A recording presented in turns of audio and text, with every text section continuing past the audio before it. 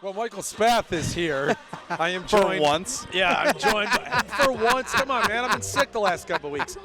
Joined by Justin Rose and Taryn Fritching to talk about this one. 14-0 at the half.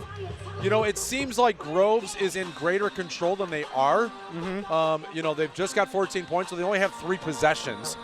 Seaholm has been able to occupy the football using their triple option offense. And so that's you know, obviously kept Groves out of the end zone consistently. But Taryn, Justin, early impressions from this one at the half. Taryn, go ahead. I would say that it's been pretty rough for Seaholm. They just, Yes. I think that the Groves defense has just really just put a halt to their entire offense, and they're looking at what to do differently in the second half, and we'll see if that ends up happening.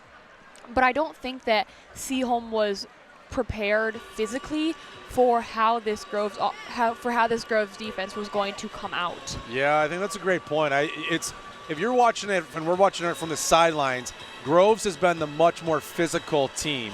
You can feel them when they're hitting guys a little bit more. They almost feel like they're punking Seaholm a little bit. Does it feel at all that they lost 2 straight to end their season last year in the regular season and then in the first round of the playoffs? Does that feel like what? Yeah, it's been very physical.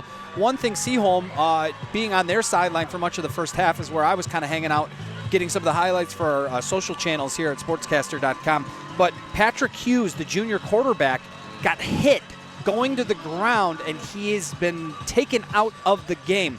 I don't have an official diagnosis, but his helmet was taken away from him, which signifies to me that he has looked at for a concussion. So now that limits what they can do offensively so much more, because they're turning to a sophomore quarterback in Brody Gable, I believe is the name of the young man. So they obviously had a nice throw right towards the end of the second quarter there. Got called back for an offensive pass interference, and then they decided, well, we're just going to eat the clock. They're going to try to do that. The coaching on the Seaholm side has been, we're only 1 score out of making this a football game. Yeah. And they know that if they're going to be able to get back into this game, they're going to have to do it real quick, because obviously we saw that great play, the trickeration from Groves. Well, Groves can score quickly, right? Between Noah Sanders, Noah Woods, their tight end, who you know, we're going to have to learn a lot more about. I don't know if he's a Division I prospect yet, but if he's not, he's going to be on somebody's radar here pretty quickly. Obviously, they're running a lot behind Avery Gatch, the Michigan commitment. But, you know, one of the things that I thought that Seaholm found in that last drive or second to last drive is more of the halfback dive, as opposed to the quarterback keeping it and then trying to pitch it out. A lot more of the inside runs, and see if they go back to that in the second half here. But right now, I mean, Taryn, I think this is Groves' game. If Groves doesn't have turnovers, I see it's not a great path for Seaholm to overtake them unless they have a broken play, busted play, and they go for like a 40 or 50-yard run.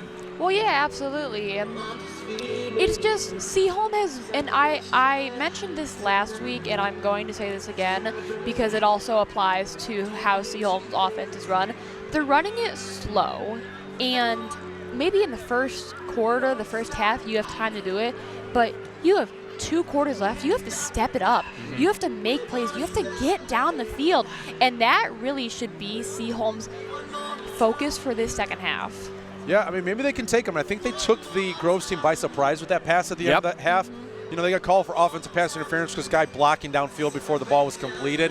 But maybe they can take them by surprise a little bit. I don't think that's their game. I don't expect them to all of a sudden come out and throw the ball and throw the ball and throw the ball. They're going to have to hope that, hey, we get a stop on this first series, and then we come down and methodically move the football and make this a 14-7 game. Because here's the thing, is if they can score, they'll put the pressure on Groves. Yeah, we'll have to see. We'll send it back up to Chris Renwith in the book right after this.